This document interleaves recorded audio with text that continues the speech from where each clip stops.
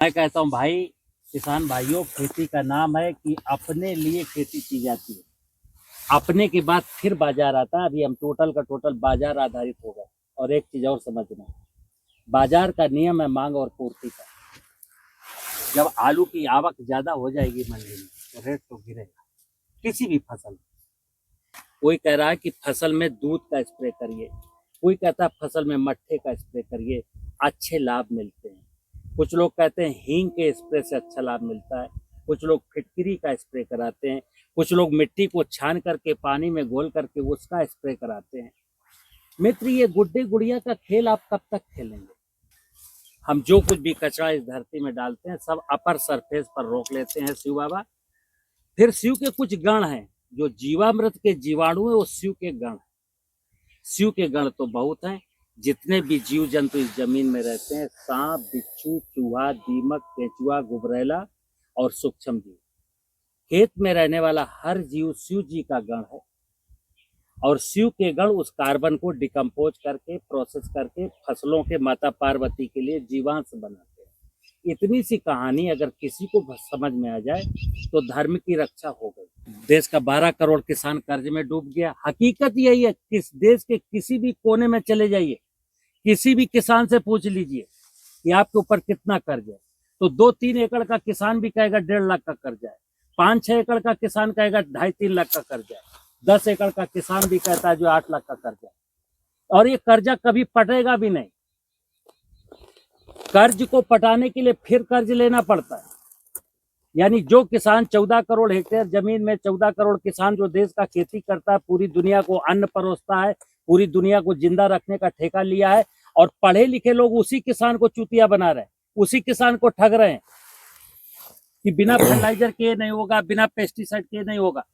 खेती की जब बात करता हूं तो हम कोई भी फसल बोए मित्र, आलू बोए, गन्ना बोए, धान बोए, टमाटर बोए, मिर्चा बोए, फलों की खेती करें, हमेशा हम कोई भी बीज बोएंगे या पौधा लगाएंगे तो जमीन पर। मूल रूप से ये जो फसल है, जितनी भी फसलें हैं या जितनी भी ग्रासेस जिनको हम खरपतवार कहते हैं, या जितने भी वृक्ष हैं, हकीकत बता दूं ये सब माँ पार्वती का स्वरूप है। क्योंकि माता ही सबको पालती है। इस धरती के ऊपर जितना भी जीव जगत का माया है, चींटी से लेके हाथी तक, और आदमी भी उसी में आता है, सबका पालन पोषण की जिम्मेदारी वनस्पतियों की। वनस्पतियां ही सबको पालती हैं। और वनस्पतियों का जो खड़ी हैं वनस्पतियां, वो शिव की छाती पर खड़ी, मतलब शिव और माता पार्वती, ये दो ही सत्य हैं मनुष्य के जीवन में जिसको समझना है। मैं अक्सर नेचुरल फार्मिंग में बात करते करते कहता हूँ कि धरती शिव है और वनस्पतियां माँ पार्वती।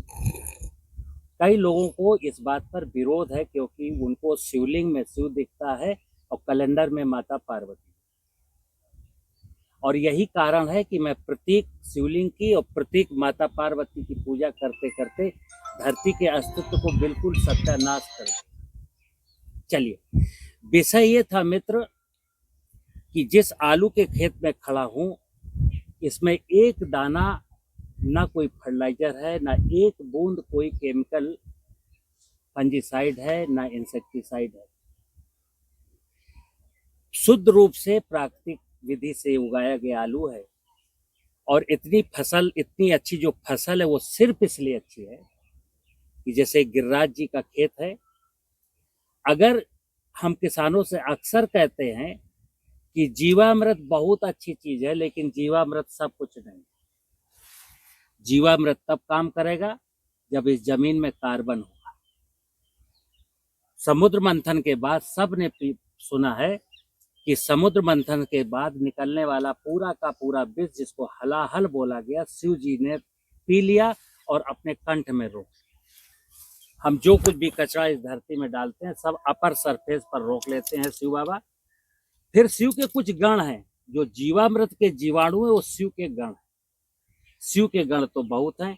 जितने भी जीव जंतु इस जमीन में रहते हैं, सांप, बिच्छू, चूहा, दीमक, केंचुआ, गुबरैला और सूक्ष्म जीव, खेत में रहने वाला हर जीव शिव जी का गण है और शिव के गण उस कार्बन को डिकम्पोज करके प्रोसेस करके फसलों के माता पार्वती के लिए जीवांश बनाते हैं। इतनी सी कहानी अगर किसी को समझ में आ जाए तो धर्म की रक्षा हो गई। अगर ये कहानी नहीं समझ में आती है, हमको सोशल मीडिया के माध्यम से, जैसे मैं रोज पढ़ता हूँ, आज मैं एक देख रहा था, कोई कह रहा है कि फसल में दूध का स्प्रे करिए, कोई कहता है फसल में मट्ठे का स्प्रे करिए, अच्छे लाभ मिलते हैं। कुछ लोग कहते हैं हींग के स्प्रे से अच्छा लाभ मिलता है, कुछ लोग फिटकरी का स्प्रे कराते हैं, कुछ लोग मिट्टी को छान करके पानी में घोल करके उसका स्प्रे कराते हैं।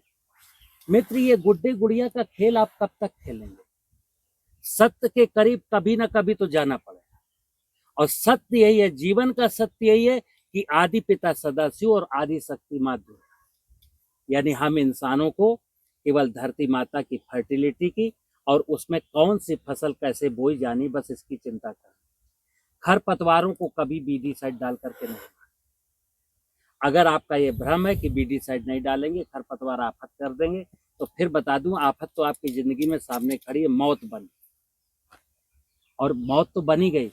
देश का 12 करोड़ किसान कर्ज में डूब गया। हकीकत यही है, किस देश के किसी भी कोने में चले जाइए, किसी भी किसान से पूछ लीजिए कि आपके ऊपर कितना कर्ज है, तो 2-3 एकड़ का किसान भी कहेगा 1.5 लाख का कर्ज है, 5-6 एकड़ का किसान कहेगा 2.5-3 लाख का कर्ज है, 10 एकड़ का किसान भी कहता है जो 8 लाख का कर्ज है।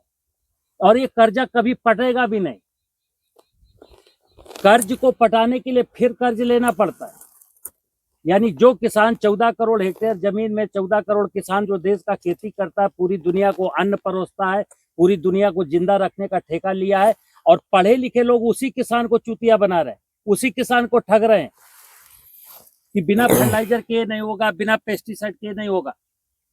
मैं अक्सर कहता हूं, मैं 70,000 किलोमीटर जंगल घुमा हूं। कोई मेरे साथ चल सकता है जो बहुत इंटेलेक्चुअल हो, जो टेक्नोलॉजी का महारथी हो, जंगल चल करके मुझे किसी भी वनस्पति में किसी बीमारी को दिखाए, जंगल में किसी प्रकार का कोई कीड़ा दिखाए। सारी वनस्पतियां एक साथ उगती हैं, मुस्कुराती हैं, बढ़ती हैं, ना कहीं पानी की जरूरत है, ना कहीं फर्टिलाइजर की जरूरत है, और ना कोई बीमारी है, ना कोई कीड़ा।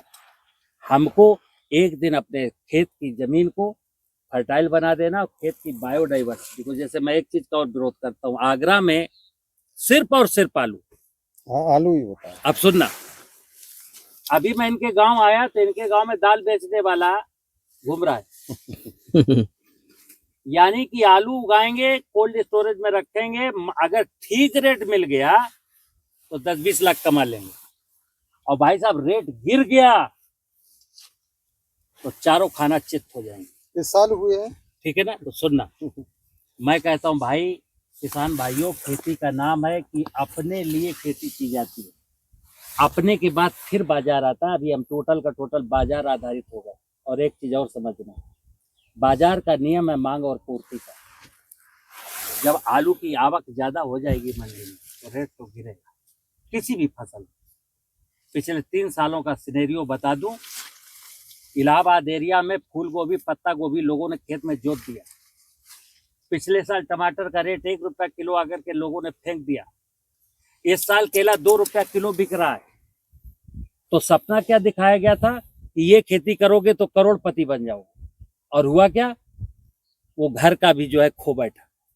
इसलिए मित्र, मैं कहता हूं, देश के हर किसान से अनुरोध है कि अपना ख्याल अगर नहीं है तो अपने बच्चों का ख्याल करिए। ये माँ बचेगी, ये प्रकृति बचेगी, और इसी का नाम है धर्मो रक्षति रक्षिता। जब कहते हैं ना, हम अगर धर्म की रक्षा कर पाए तो धर्म मेरी रक्षा कर लेगा, और धर्म का मतलब धरती है। हम अगर धरती की रक्षा करने में सफल हो गए तो धरती माता मेरी रक्षा कर लेगी, क्योंकि शिव के पास इतनी सामर्थ्य है, शिव के पास इतनी सामर्थ्य है कि आप कुछ भी बोएंगे सबको पाल लेगा। शिव इन वनस्पतियों को पालता है और वनस्पतियां इंसान को पालती हैं, बस इतना सा नियम है। तो हमें धरती माता को बंजर होने से बचाना है। उसमें कूड़ा करकट, मल मूत्र जितना हो सके जो मिल जाए वो डालिए।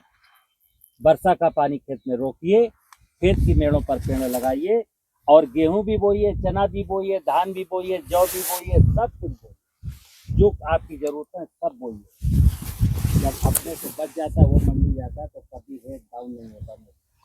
आज अधिकांश देश में अब आप देखना, आज देश में 220 मिलियन टन फसलें पैदा होती हैं, 330 मिलियन टन पैदा होता है और 110 मिलियन टन, यानी किसान ने इतना मेहनत करके, बहुत सारे यत्न करके, बहुत सारी लागत लगा करके, और देश में किसी चीज की कमी नहीं, लेकिन उसके बाद इतनी बड़ी इंडस्ट्री जिसका मालिक किसान, जो इतना 600 मिलियन टन खाद्यान्न और फल सब्जी पैदा करने वाला किसान आज कर्ज में डूबा है।